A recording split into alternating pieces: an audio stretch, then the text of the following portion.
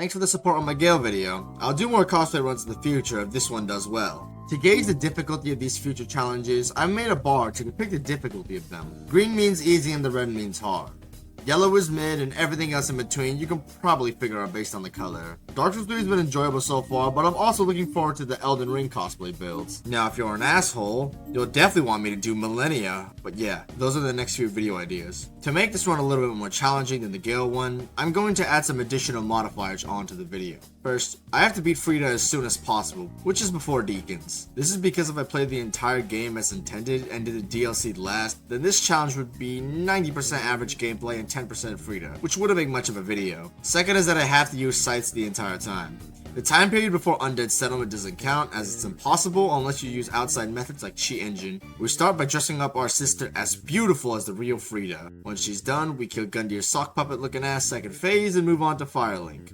In Firelink, we collect all the necessary gear for the incoming challenge ahead of us. Proceeding through High Wall of Lothric was no biggie, but I got hit with some teleporting dogs, which remind me why this game is the worst dogs in the series. What the fuck is that? Also, on my way to the boss, I died accidentally from fall damage. I thought I'd survive, but I had found out quick that the fall damage in these games are completely nonsensical aside from Sekiro and Elden Ring. Afterward, we challenged Vort, who's the next boss on the hit list. His egregiously large ass kept hitting me for some reason despite him having no form of visible dump truck. For some reason, his ass issues kept bothering me as he farted on me in this clip and killed me. Huh? Thanks for the offer, but I'm not really into it. Straight out of Vort's arena, we enter the Undead Settlement.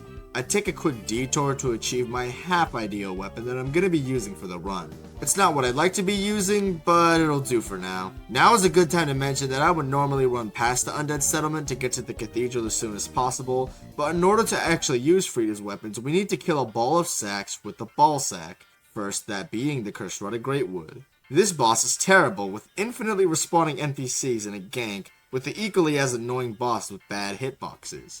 I don't like anything about this boss, but I make quick work of him and move on. Once I get through that shitty ordeal, we have another shitty ordeal I call Crystal AIDS. I didn't elaborate much in my Gale video about this boss due to a lack of footage, so I'm going to express my full opinion here. Crystal Sage sucks. I don't like being put in a bukkake of crystals outside of my FOB, and even worse sometimes, the boss can shoot things up in the air, so I have no idea when I'm going to be hit or where to dodge. The boss runs away with nothing for you to do in the meantime, and the teleport just wastes your time with a bunch of random crystals. At least Aldrich made it quick. This boss has moves that can track you for way too long and can stack attacks on top of that. Phase 2 makes things even worse as it summons clones that you basically all have to take out. Once you kill all the clones in Phase 2, you can do a speck of damage to the real boss just for it to run again, and then kill 3 more clones, which leaves a lot of running around and very little amounts of actual fun. This fight sucks, and if I really had to honestly rank it, it'd be like D tier. Following Crystal Sage, we have a small area with absolutely nonsensical game design with like 5 teleporting dogs and 5 crossbow dudes. On a side note, when I try to access the shortcut, some guy came in and literally bum rushed me in about 5 seconds and I died. What an asshole, I didn't even see him coming. Aside from that though, the cathedral pans out as per usual, and we get to another poo-poo boss. But before we can address that, let's move on to the real highlight of the run. That being Ariandel. Upon arrival, I wanted to test my damage and health to check out the layer of hell I'd be dealing with. I do 95 a swing, which is not so bad. A basic swing from this guy does 80% of my HP, let alone any of his stronger attacks. Keep in mind, this is the first enemy in the entire area. So with this, I was pretty nervous on how I would do. While traversing Ariandel, my level of anxiety quickly rose with basic trees being able to one-shot me, let alone moves from a boss that will one-shot endgame players. Once we arrive at the chapel, we meet the big lady herself, Sister Friede. I decided to closely inspect her face to correct my character, thinking that it would be pretty accurate. Up close, I can see that my nose is a little too highly perched up, so that should be changed. For a medieval world where everyone's dirty, Friede has pretty clean teeth and her scar isn't as apparent as mine. After setting off to fight the boss, Wilhelm stands in our way, and I always feel scammed when I see this guy. Because quite frankly, I think he's pretty ass. He does so much damage and will one-shot me with every attack, with the poise of 4 freight trucks, so stun locking him doesn't work at all. He just eats everything. On top of that, he gets hyper armor on his grabs, and his heals. What? scam of it. So I just resort to the cheese strat of just kicking him off the cliff because Wilhelm sucks. Throughout Ariandel, my anxiety and frustration increasingly got worse, as what were usually viewed as minor attacks are colossal when it comes to my health bar. I arrive at the chapel and now the real fight begins. Where do I begin with this boss? First, my damage is pretty horrid. 180 damage is how much I usually do per swing. With some math, we can find out that Friede has 18,877 HP. That means I'll have to hit this boss literally over 100 times, on top of being the most slippery, fast, and in my opinion, hardest boss in the game. Backstabs are going to be frequently used here, which will double my damage from a regular swing, but not enough to simplify the fight. On top of doing terrible damage, I have no stamina, so I am forced to play passive, waiting for very specific openings, or else I won't have enough stamina to roll the attack afterward. On top of that, every attack she throws out is a one-shot. While I'm not insane enough to do a level 1 run, I was doing this fight around level 20 to 30, and I literally only upgraded Dex up to this point just to do shit damage even at plus 5. I was basically doing a level 1 run because, look at this. Return from whence thou camest, for that is thy place. Like, look at this guy. He's doing the fight SL1. I'm doing it at 20 to 30, and he's still pulling better numbers than me. Friede in Phase 1 has one of 3 of what I call branches of attacks. The first branches are melee combos. I'll classify both of these as one branch despite them not linking to each other because the way you treat them is the same. She has 2 of them. These melee swings will usually end in 3 hits, which most of the time are readable off reaction and are easy to avoid. She can sometimes cancel these into a 1 or 2 hit combo, but in that case you can just wait for her to do her next move. I wait because after 3 swings she has a guaranteed opening, but if she does 1 or 2 then the chance for a clean opening is iffy, so I don't risk it, especially on a damn near no hit run of this boss. She also has this rare 4th extender which I call the aerial landmine. With this extender, she applies ice on the floor and does this giant aerial slam that you have to roll sideways for the tracking to not stack with the trail. The problem is that she's so fast that I found it impossible to get an opening off for this move for a while. Eventually, with enough testing, the solution was to do an early side roll to get a backstab off. Branch 2 is a side stance that can extend out to 4 different types of moves. Said stance can branch out to a double spin, a slow and fast grab, and an icicle eruption. The short and fast grab have no difference in animation, and you kinda have to guess which one is which. While satisfying to avoid, the double spin feels unreactable, and if you guess it wrong for something else, you're basically fucked. I used to hate the side stance because I thought it was a luck-based reaction, but Elden Ring taught me that positioning-based reactions are frequent in bosses, which leads me to the 4th reaction she can have. This reaction only occurs at long range, which is what I call the Icicle Slam. An easily punishable attack that is a 100% reliable punish window that doesn't require Batman level reaction times to deal with consistently. The 3rd and final branch is her invisibility, in which she can go into 3 different directions: left, right, or behind you. This is a brilliant callback to Priscilla's invisibility in Dark Souls 1, but not actual shit, and a much more creative and fun to deal with. Based off of the puff of snow she leaves behind you, she can indicate which direction she goes in, which allows you to punish. If you don't know how this move works, it can come off as unfair and make the boss too hard. However, if you know how to punish it, it makes her phase 1 almost too easy. For an endgame boss, this is a pretty simple moveset. For this phase, I mainly just outspaced her for a lot of her attacks and abused her invisibility for free damage. Even with my terrible damage, HP, and stamina, the fight was actually pretty easy. It just took a while, usually 3 to 5 minutes. Finding out all the openings and the creative ways to avoid her attacks was a lot of fun. Friede is generally passive in phase 1, and one mistake of any kind will kill me. So for the most part, I'm stuck in a Mexican standoff situation here, where I have to wait to see what she'll do because playing aggressive is simply too risky. Despite how cautious I was playing, she still offered a pretty good duel. If you stay patient, this boss's first phase can be easy. It becomes somewhat therapeutic compared to the second phase, which I'm a little bit conflicted on, but mostly positive on how I feel. The way this phase is supposed to operate is that Friede stays passive in the back, while spamming slow and predictable icicle trails as you fight Father Ariandel. The first half of the fight features Friede staying aggressive if you're near her, and on top of Father Ariandel, this would make an unfair gank like Smokestein and O or the Foreskin duo. But as long as you stick to Father Ariandel's hairy ass, then Friede would just sit in the back and use the aforementioned icicle trails. The second half of the gank features Father Ariandel, who is a very simple opponent. He has a bowl crawl and a bowl slam, which you can both treat as basically the same move, as you can roll under or to the side of both, and you'll have an opening. If you're to the side of him or behind him, he'll use his bull spin, which can easily be outspaced. He also has a couple of bull slams that are slow and easy to outspace for an opening. His real only threatening attack out of the 5 moves he has is the Fire Blast, which you can either run away from or just do the smart move and position to the side of him for basically a bunch of free damage. Friede will occasionally heal Father Ariandel, so you have to monitor both a little bit, which keeps the fight engaging instead of a bullying session for a fat stepdad. Father Ariandel by himself is too easy, but Friede's trails are slow and reactable, making 2 slow opponents a very fast-paced fight, which I think is just brilliant. As long as she stays passive, the fight is great. As long as she stays passive. The main problem with this phase, and why I feel somewhat conflicted, is that she sticks too closely to Father Ariandel at times, which forces me to run away or miss valuable openings. At other times, Father Ariandel would just run into a corner with one of his gap closers, which should be an opening, but instead just turns it into a camera issue where I can't see Friede's ice trails and I die. Or sometimes I can't see Friede at all and I die. Luckily, Father Ariandel is big enough to where you can position outside of this frequently happening and still get an opening off, which is something I learned later. These issues only happen around 10% of the time, so it wasn't like it was a big issue. And for the most part, it panned out to be probably the best gank boss in the series. Also, this goes without saying, but nearly every attack from these two one-shot me, so I'm basically doing a hitless run of Phase 1 and Phase 2.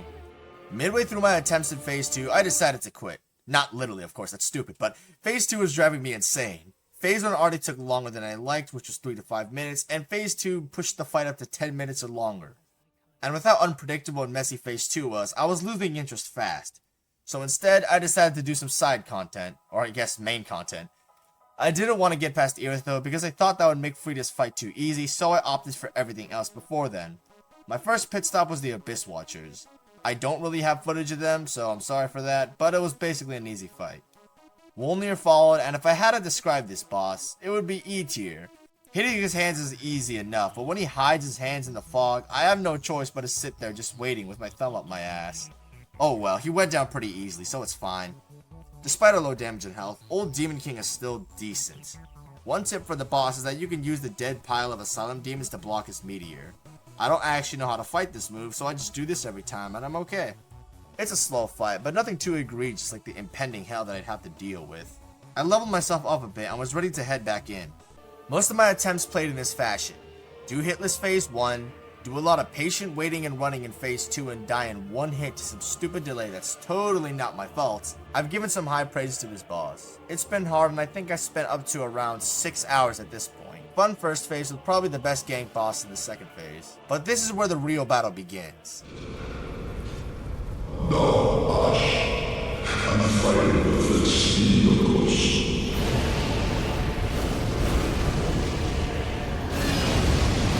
First thing to mention, Phase 3 is not the hardest phase of the fight. Phase 3 was actually the easiest. I died only once in this phase, and that was because I was out of stamina in a poor position. But that doesn't mean the fight wasn't fun. Let me explain. Black Flame Friede has one of the most varied movesets in the game, but most of her moves are easy to avoid. First off, she now has new melee attacks and combos, which can easily be avoided by rolling backward. You can treat all of these as the same. There's almost no better way to deal with this at my level with what I was doing because you actually can't dodge every single individual hit, so it's best to just get away. She has the best grab in the series. I mean, like, look at this shit. Come on, bro. The fast dash in sync with the bright blue glare with that sexy ass spin. Bro, come on. This is a top 10 attack in the series.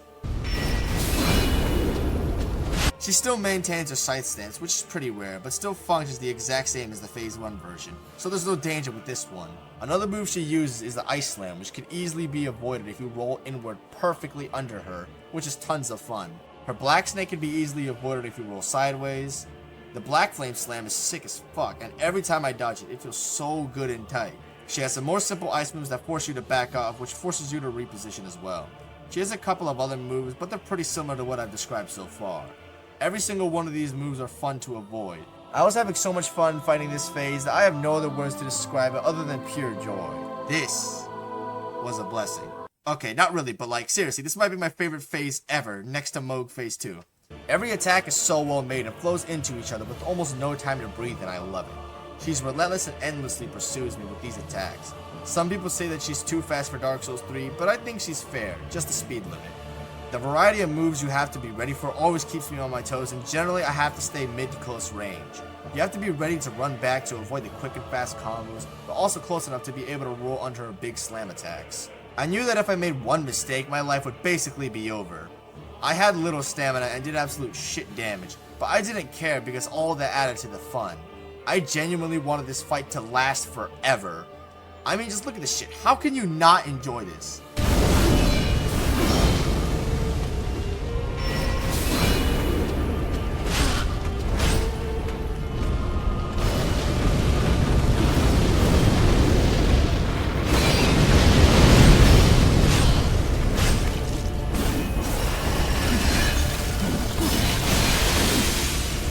Despite phase 3 lasting around 4 minutes, it felt like 1. My headcanon for why I think this phase was the easiest was because in phase 1 and 2, she can cancel their combos and forces me to play passive. Friede playing passive forces me to play passive and feel that she'll come out with something quick and one-shot me.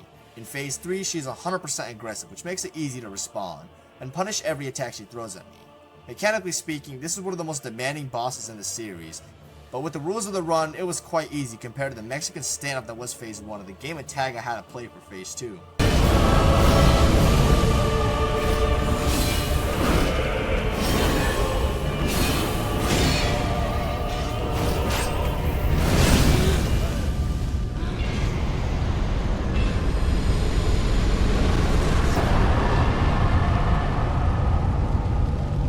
That is probably my second best boss kill ever. The sheer intensity, focus, and length of the fight just made phase 3 an absolute joyride to play, with the amazing spectacle and cool factor that Friede has. I finally got the gear I needed to take on the rest of the game, including the drip, and finally abandoned that terrible farming tool for this sick-ass ice scythe. Our first boss encounter after Friede is the Champion's Grave Tender and Grave Tender's Great Wolf.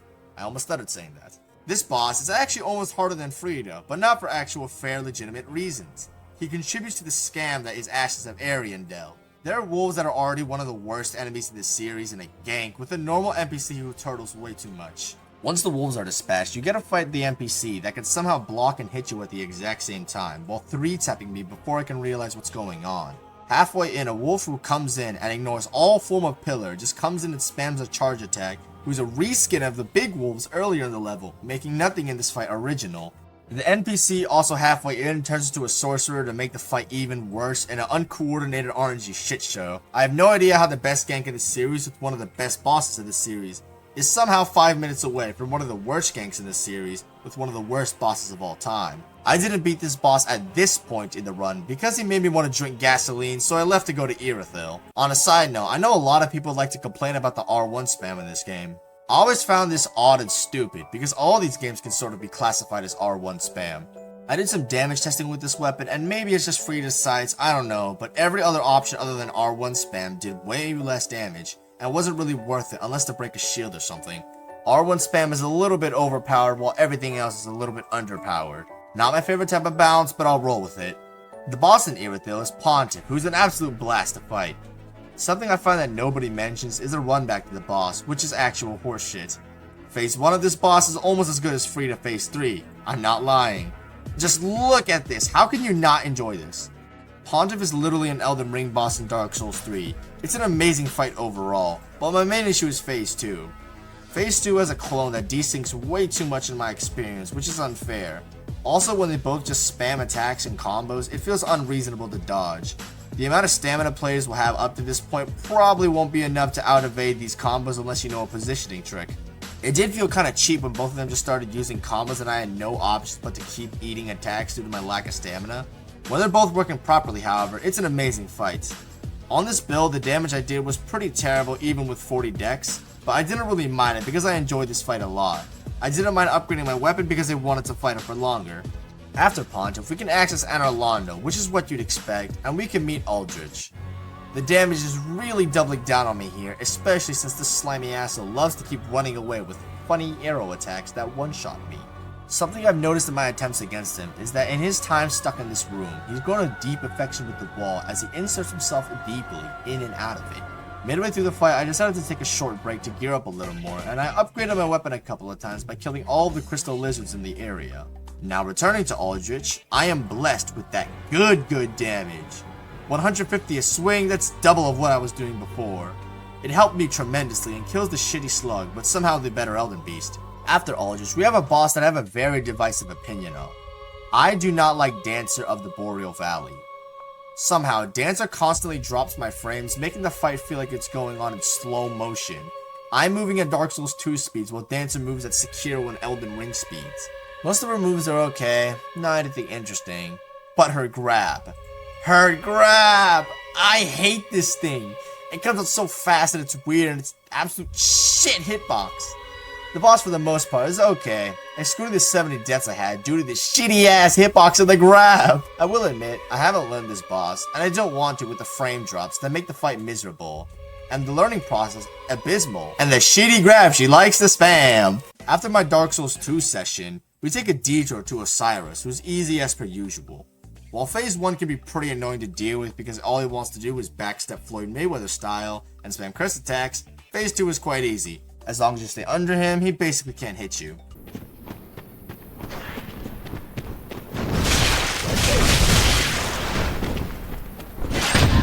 What? What? Worst enemies in this game. Worst Souls game.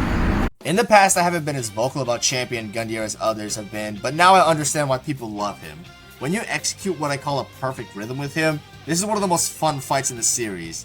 Everything in this fight is just so perfectly well paced, and it feels so good to just barely get a hit in, to narrowly avoid his kick that goes above your head. Once you enter the rhythm, you are trapped with him in this infinite loop of perfect exchanges that can only be described as fucking awesome. He has just enough speed to always keep you reacting very quickly, but has just enough delay in some of his attacks to let you get your stamina back, so you don't get your ass ripped like Pontiff Phase 2. Falling out of rhythm still gives you some time to get back up, so it's not like you're fucked if you fall. I will admit, the fight's pacing is kinda ruined if you use a colossal weapon, but otherwise it's amazing. I just dislike how there's a cliff in the arena.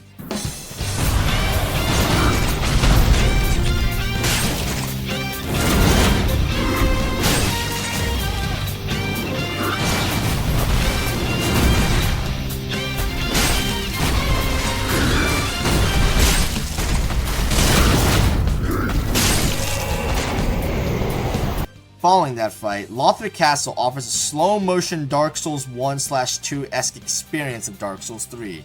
Seriously though, I have no idea why I have so many frame drops in this game, and on this run specifically. While activating the shortcut for Dragon Slayer armor, Nightbro decides he wants to hop on, or rather, teleport on the ride somehow, and he wanted to telephone booth box me. Luckily, I learned my lesson from the cathedral and decided to defend myself.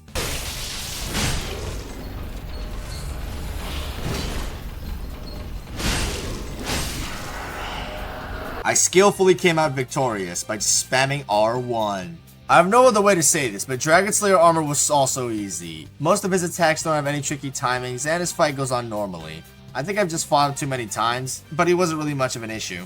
At this point in the game, I can't enter the Grand Archives due to not having killed all 4 Lords of Cinder, so it's time to do the only thing a sensible person would do, and complete the Ring City DLC! The Dreadkeep is one of the most fun levels in this series that is unfortunately wasted by a poison lake in the middle. Thanks, Earthen Peak. The extra traversal of it is probably the most fun level in the game. The boss that follows this is one that a lot of people will disagree on me with. Demon Princess is not an S tier fight. They are not A tier. They are not even B tier.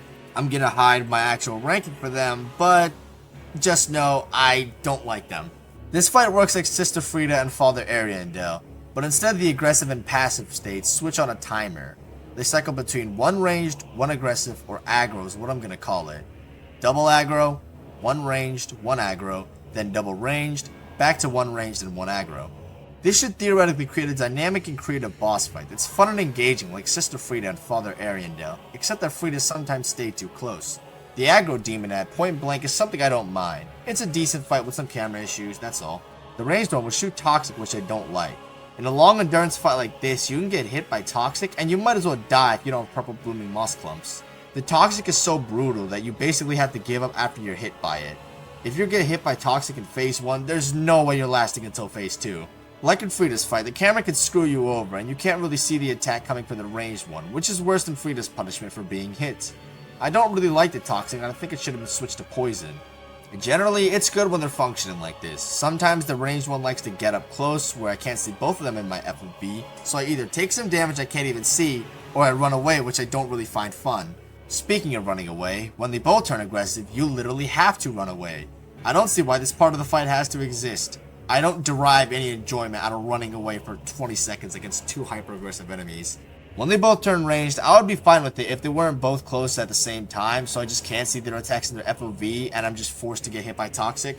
It would be better if one just stayed at long range while dealing with one of the ranged demons at point blank, so the fight is closer to what it would normally be instead of being a really messy 2v1 where I feel like I'm required to take Toxic. I've tried to get them to separate, but if I run away, then both just do ranged projectiles, so I just suck it up. Phase 2 is better and more fun to fight, but the laser/meteor thing difference is something I don't like. If you fight the meteor version where he summons fireballs that shoot you that I can't cancel in time after doing 500 damage, you're gonna be fucked probably. He then backs up to summon an actual meteor, and your job is to hit him enough times to cancel it, while the other fireballs shoot at you trying to stop you. The other fireballs are extremely annoying to deal with, and they just delete half of my HP in this clip before I even know what's going on. And when the actual meteor lands, you're basically guaranteed to die. Also, the damage values for it are absolutely ridiculous. The laser version makes the fight too easy on the other hand, and it's just free damage. So you have the option to make either phase 2 too hard or too easy. Of course, I'm gonna pick the easier one, but most of the fight is just boring to me. I should note that I've never beaten the boss without summons until now on this run, and I regret it. This fight is 10 times the fun with the summons, especially since its scale. Rant aside, the Ring City is beautiful. This is literally Naboo from Star Wars if it was inserted into Dark Souls 3. The great sights of the Ring City, however, don't last very long, as apparently I live in a Southside Chicago hood, where I'm picked up off the street and take DP from two big buff black men. Once the good parts are over, we get to the swamp, which is somehow the most visually boring area in game. I knock Midir off the cliff and then initiate his fight. Midir is the best dragon that FromSoft has ever made by far. Way better than that shithole Placidusax. The Midir fight goes so smoothly as it only takes me 2 attempts. I get lucky enough for him not to do the ultra laser move. I just barely survive with some of the humanities grazing me even after death. Great fight. Once again, I don't really have much to add because he took me 2 attempts. Half-Light is Half-Light. He's annoying as ever. Luckily, Friede's Scythe weapon art allows me to just spam the combos, which breaks his shield easily and gives me some hyper armor, so it makes this Gankfest NPC fight pretty easy. All I do is just use the combo until they have no stamina in an attempt to run through his ass, back off until they do have stamina again, and just spam the combos when I'm at max stamina. I do the same thing to the Painting Guardians as a quick way to end this poorly designed Cool Kids Club meeting. Gale is probably the second hardest fight of the run, and the reason for that is because Gale is actually an unfair gank boss. Like, what the hell is this? 0 out of 10. Seriously though, I don't know if this is a developer oversight or what, but these two can gank you, and I think you could do the same thing with Shira. Realistically though, this is my first refresher for Gale in a while, and he's just as great as I remember. Dueling with this guy is so much fun. My only small complaint about his first phase is that it differs too much from the other phases. Learning phase 1 doesn't really help later in the fight, which is a small issue. All 3 phases in the fight though, however, are really fun, so I don't know if I'm complaining or not. Phase 2 is good with almost forced directional rules, which is great, and phase 3 is what you'd expect. Absolutely phenomenal. The only issue I have with this fight is that Gale's signature 3-hit combo can be cancelled midway, which is fine. This should lead to another opening and should be clean. The problem is, the time in between Gale swings have a slight delay, so guessing if he's cancelled it or not, or just doing a normal extender, is a little bit hard to tell, especially since his idle animation looks similar to his extender animation with the slight delay it has. In phase 2, you have about a second to realize if this is an actual opening or not before he starts another attack. This becomes worse in phase 3, when you have around half a second to read if this is an opening or not, and one mistake will cost you pretty harshly. The best option here is to wait until he has a clean opening, which can be a little tiresome after these types of attacks are all he wants to do. Gale's fight still maintains a high S tier, however. I really wanted to kill Yorm without the Storm Ruler. I tried, bro. I tried for 30 minutes, and I got an attempt where I got around half, which took me 15 minutes, and I died in 2 hits.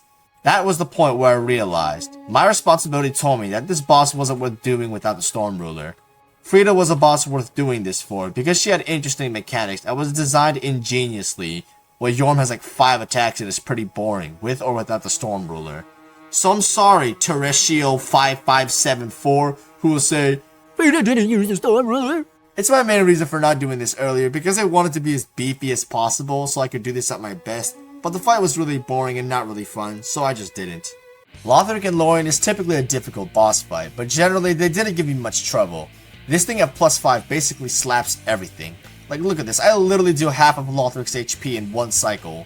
Before taking on the real hardest boss, we enter Pilgrim Land, also known as Archdragon Peak, which is alright. Ancient Wyvern is Ancient Wyvern, and we can proceed to the main attraction of the area, that being the Nameless King. But before that, we have to get the shitty appetizer known as the King of the Storm. The camera for phase 1 is absolute garbage, and I guess the game doesn't want me to win because my camera kept locking off, despite me not doing anything, so that was pretty fun. Thankfully, the bird's health is burned down quickly and the real king shows up. You'd think that a boss with Dark Souls 2 moving ass speeds would be pretty annoying, but he keeps a surprisingly constant clean flow to the fight, with different timings that are all really fun to adapt to. Throughout my playthrough, I had some of the tightest rolls of my life when fighting this guy. Nameless King is an amazing boss, but fuck the bird. He goes down without much trouble, and finally we approach the kiln of the first flame. The Soul of Cinder used to be one of my favorite bosses with a few mechanical imperfections in his kit. But with further inspection, this guy's phase 1 kinda sucks as much as it hurts me to say it. The spear phase is pretty repetitive with the majority of its attacks, but the tells for the actual openings are ridiculous. I have no idea when to hit this guy and when I'm not supposed to. The magic phase is just free damage due to all of its attacks being mostly easy to dodge.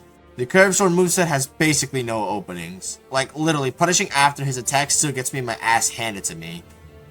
In the rare event, which he does a soul mass attack on top of his curved sword, which he did, then you're basically fucked. You can probably tell all these classes have been either overtuned or undertuned.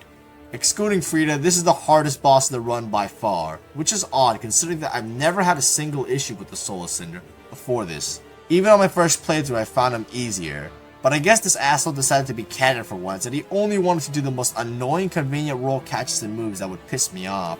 I've never actually had issues with this guy until now. This is by far the most bipolar I've ever seen any boss. Like, literally sometimes he has dementia and just does the exact same shit 4 times in a row. Like, what? Are you stupid? Well, I guess not stupid enough to parry and kill me. Second phase of this boss is well designed and is good. Nothing like a Nameless King or a Pontiff phase 1. I got away here with probably the luckiest Soul of Cinder kill ever. Just watch this.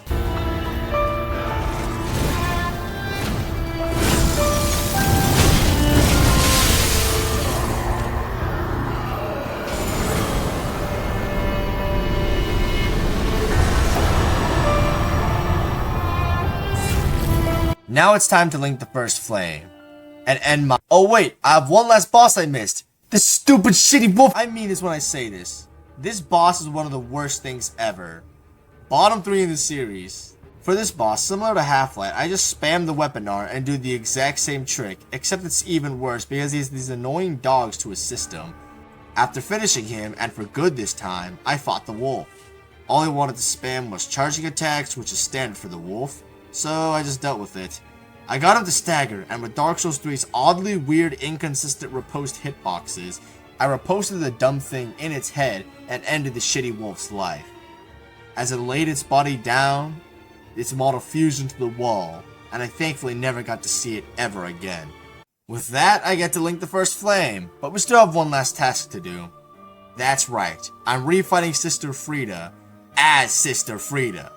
I don't really have much to say when revisiting this boss, other than the fact that it was an absolute blast. My prior experience with this boss in this run kicked in like Samsolic steroids on an IG post and phase 1 gets slapped. Also, I didn't notice this before due to my lack of stamina, but it's very easy to just one combo her. Like literally, her AI sometimes in phase 1 just won't react at all and she just lets you absolutely eat her ass. Phase 2 is actually easiest, for the most part, as the amount of damage I did was significantly higher compared to the rest of the fight. Regardless, I shredded Father Ariandel and Dark Souls 3's wonky riposed hitboxes come back. But I'm not complaining because it made for the sickest way to end phase 2.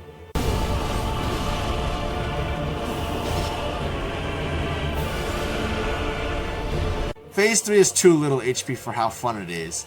Once again, it's as spectacular as it was earlier in the run, but much shorter.